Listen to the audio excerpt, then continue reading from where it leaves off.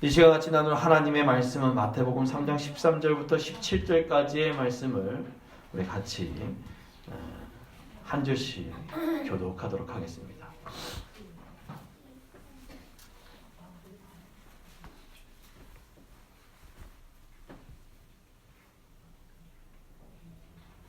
한 절씩 교독합니다.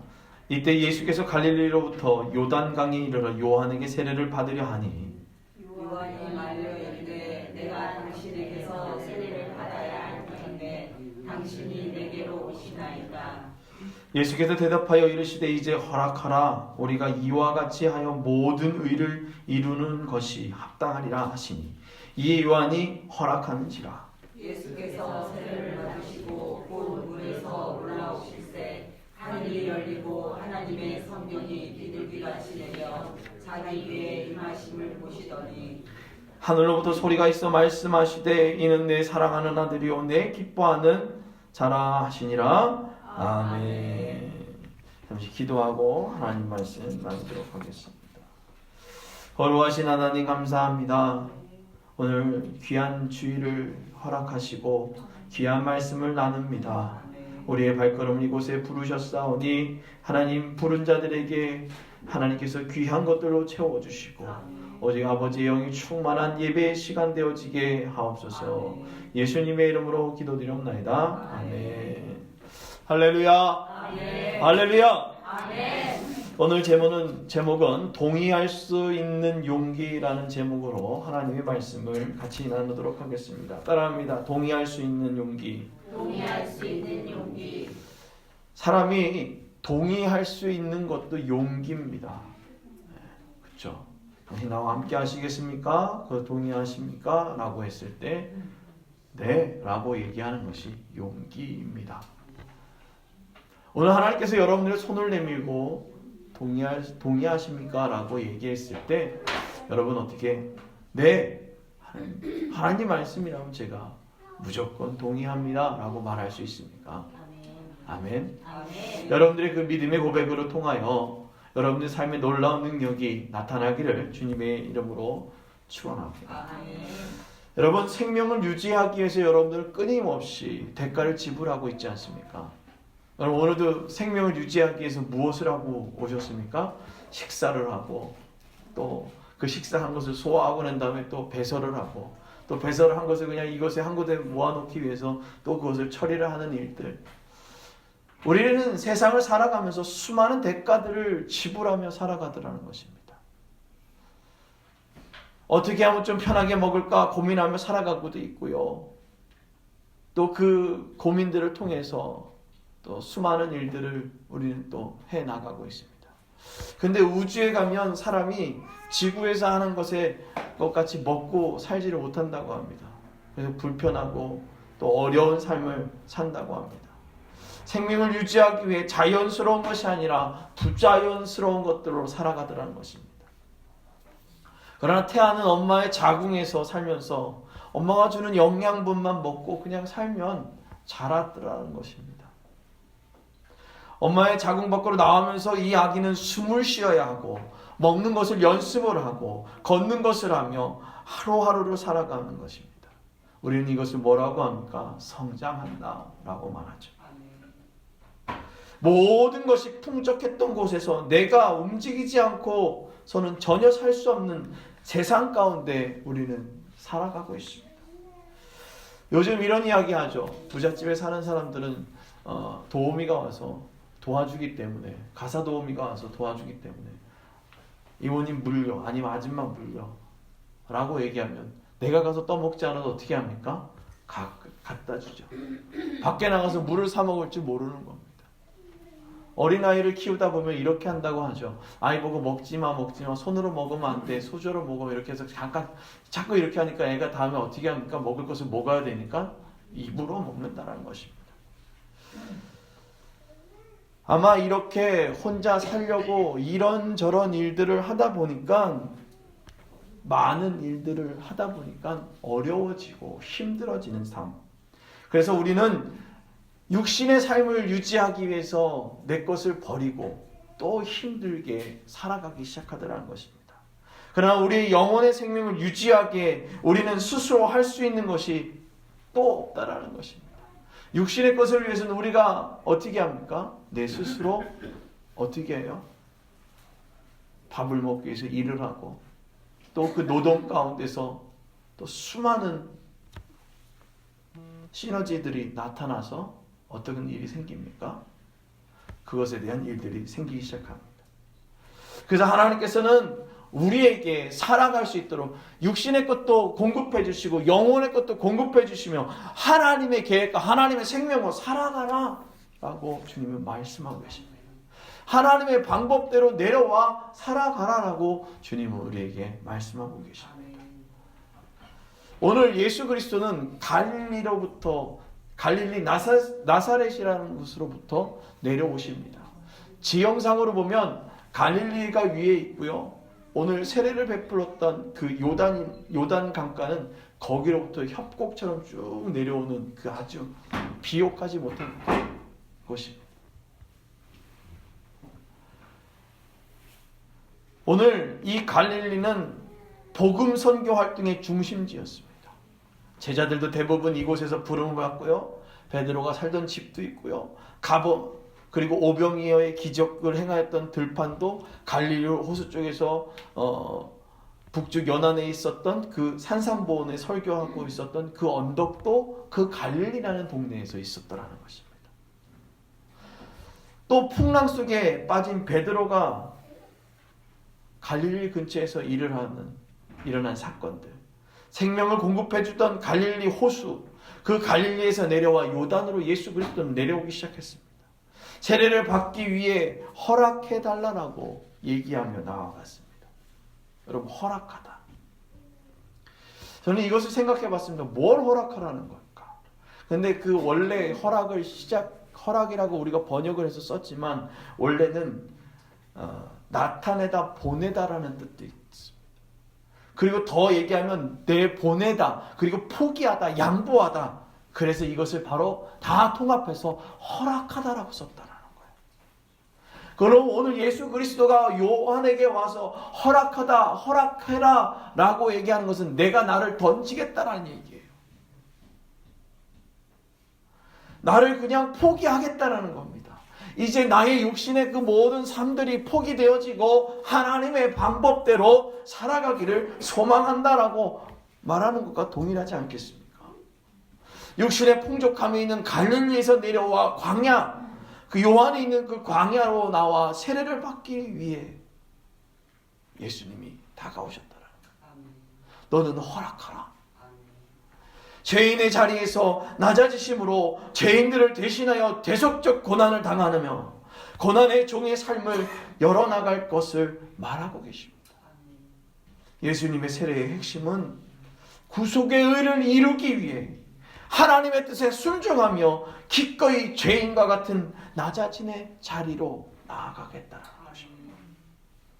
세례 요한이 광야에서 하나님의 나라를 전파하며 뭐라고 얘기했습니까? 따라합니다. 회개하라. 회개하라. 천국이 가까이 왔느니라. 천국이 가까이 왔느니라. 아멘. 아멘. 오늘 세례 요한의 얘기는 회개하라, 천국이 가까이 왔느니라는 겁니다.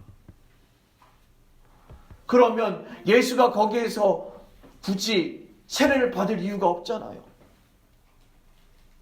누구한테 한 겁니까? 회개해야 될 사람에게 했다는 것입니다. 예루살렘과 온 유대와 요단 사방에서 요한에게 나와서 자기의 죄를 자복하고 요한에게 세례를 받습니다. 그리고 요한은 바리새인과 사두개인들이 또 세례를 베푸는 대로 다가오는 것을 보고 얘기합니다. 독사의 자식들아, 누가 너희를 가르쳐 임박해 진노를 피하라. 회개에 합당한 열매를 맺고 속으로 아브라함이 우리의 조상이라 생각하지 말라. 하나님이 능히 이 돌들로도 아브라함의 자손이 되게 하리라. 광야에서 요한의 사역을 할 때 이렇게 얘기했습니다. 수많은 사람들이 요한에게 나와 세례를 받으며 정확히 예수라 말하지 않았지만 그때의 요한은 얘기합니다. 내 뒤에 오시는 이 나보다 능력이 많으니 그분을 너희들은 봐야 된다. 나는 그의 신을 들기도 감당하지 못하며 성령과 물로 너희에게 세례를 베풀 것이다. 그렇게 말씀하셨습니다. 요한은 예수님에 대해서 많은 것을 알고 있었고 그것이 이루어질 때까지 생각하며 광야에서 하나님의 나라에 대해서 전파하고 있었습니다. 그때 갈릴리 요단에 예수님이 다가오셨습니다.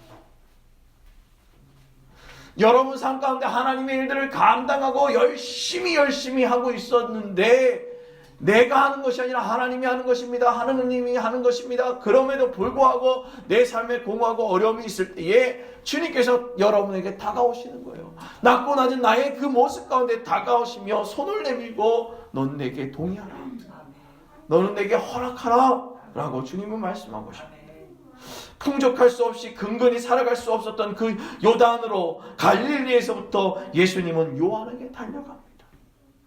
예수님이 있었던 갈릴리, 교통의 중요한 요지이지만 아름다운 경치와 기름진 옥토를 갖고 있었습니다. 주변 인구가 매우 많았고 바나나와 모카 그리고 오렌지, 올리브 등 각각 농작물이 풍부했다는 거예요. 일할 수, 먹을 것이 풍부한 삶을 살았다는 것입니다. 굳이 예수님께서 인간의 생각을 갖고 있었고 자신의 육신의 것을 생각하고 있었다면 굳이 광야로 가서 그 일을 할 필요가 없었던 것입니다. 갈릴리 호수의 물은 전 이스라엘의 음료였습니다.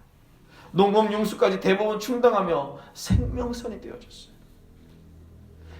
오늘 갈릴리로부터 요단에 이르러 그가 광야에서 세례를 받으셨다라는 그것 자체가 오늘 무엇을 얘기합니까? 우리에게 생명이 되어주신 예수 그리스도. 예수님 당시 갈릴리의 수산업이 크게 번창하였고 예수님의 제자들은 대부분 어업을 하였습니다. 그리고 갈릴리 호수가 생명을 이어갈 수 있는 생명의 연결고리라는 사실입니다. 예수님이 요한에게 오셔서 생명을 연결해 주셨던 곳이 바로 그곳이었어요. 육신의 생명을 이어갈 수 있는 그곳에서 광야로 내려오신 예수 그리스도. 요한은 예수님과 사촌지간이었죠. 너무 잘 알죠. 너무 잘 알고 그랬던 사람입니다. 그런데 그가 내게 와서 뭐 합니까? 허락하라. 세례 받는 것을 허락하라. 막말로 얘기하면 예수야 이랬겠죠. 안 그랬겠어요? 예수 막 이러면서 같이 어렸을 때 치고받고 싸웠겠죠. 그런데 그가 바로 내게 허락하라 하면서 세례를 받고 난 다음에 이제는 육신의 모습의 사람이 아니라 영적인 모습의 사람을 변모되어지는 그 순간을 오늘 보고 있는 것입니다. 그리고 더 중요한 것은 예수의 그 모습이 요한이 봤을 때 나보다 더 훌륭한 사람이었어요. 성품으로 봤을 때도 훌륭한 사람이었어요. 그런데 그 훌륭한 사람이 내게 와서 회개하라 천국이 가까이 아니라고 선포하고 그 다음에 죄를 회개하고 자복하라라고 얘기를 했는데 그 나보다 죄 없이 정말 흠없는 자가 내게 세례를 받겠다고 하는 것이 어떻겠습니까? 말도 안 되는 거예요. 오늘 요한은 예수를 알지 않았어요. 예수인지 몰라서 그냥 사촌이었겠죠. 근데 그 사촌이 딱 와서 왔는데 어떤 거예요? 너무나도 나보다 훌륭한 사촌이었죠. 나보다도 훌륭한 사촌이 내게 와서 허락하라라고 얘기를 하니 이거 무슨 말입니까? 누가 봐도 윤리적으로나 종교적으로나 우월성 그리고 순결 자태가 강렬한 인상을 받았기 때문에 요한은 상대적으로 초라해 보였을 것입니다. 그럼에도 불구하고 예수님은 계속해서 세례를 베풀라고 말씀하십니다. 내가 이야기하는 것을 허락하라. 내가 가지고 있는 가치관으로 나를 판단하지 말고 내가 내게 세례 받는 것을 허락하라라고 예수님은 말씀하고 계십니다. 허락하는 것은 모든 의를 이루는 것입니다. 사람의 가치관으로 판단하고 계획하는 사람은 자신의 계획을 가지고 이야기하지만 허락할 수는 없습니다. 그의 말씀에 동의할 수 없다라는 것이죠. 우린 이런 말을 많이 합니다. 할 만한 사람이 해야죠. 할 만한 곳에서 해야죠. 예수를 믿지 않는 사람에게 복음을 전하고 이렇게 얘기합니다. 예배드리러 교회 한번 오시죠. 예배드리러 오시죠. 예수 믿으세요. 그럼 이렇게 얘기합니다. 제가 어떻게 갈 수 있겠어요? 저는 술, 담배도 하는데요. 술을 끊고 가겠습니다. 담배를 끊고 가겠습니다.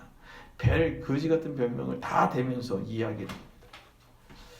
교회에서 하나님이 원하시는 것은 함께 합시다라는 거예요. 하나님이 원하시는 건 함께 합시다. 그렇게 얘기하면 교회에서 많은 사람들이 또 이렇게 얘기하죠. 아니 저희가요? 우리 교회가요? 우리 교회 수준에서 할 수 있을까요?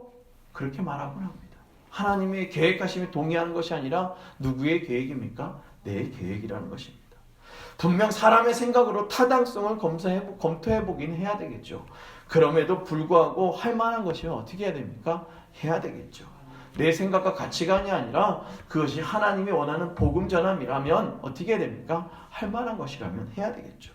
그런데 복음과 전혀 상관없이 내 가치관, 내 걱정을 가지고 복음 전함에 대해서 전혀 생각하지 않고 동의하지 않더라는 것입니다. 하나님의 다가오심, 그리고 예수님을 우리에게 보내심, 우리는 어떻게 반응하고 있습니까? 우리의 반응은 긍정의 반응보다 부정의 반응이 빠르죠.